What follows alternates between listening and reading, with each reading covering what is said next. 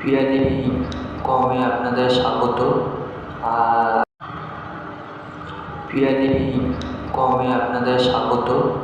আর যে টপিক নিয়ে আলোচনা করবো সেটা হচ্ছে রাজ্য সরকারের দেওয়া মাননীয় মুখ্যমন্ত্রী মমতা ব্যানার্জির দেওয়া টয়লেট, পাকা টয়লেট।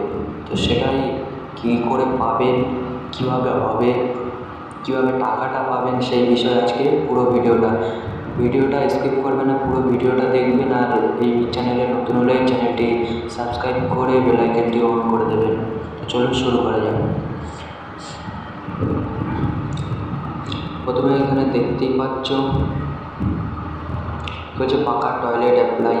15ই আগস্টের মধ্যেই এই মাননীয় মুখ্যমন্ত্রী মমতা ব্যানার্জি 12,000 টাকা দেবে রাজ্য সরকার বাড়িতে পাকা বাথরুম তৈরির জন্য। আবেদনের পদ্ধতির জন্য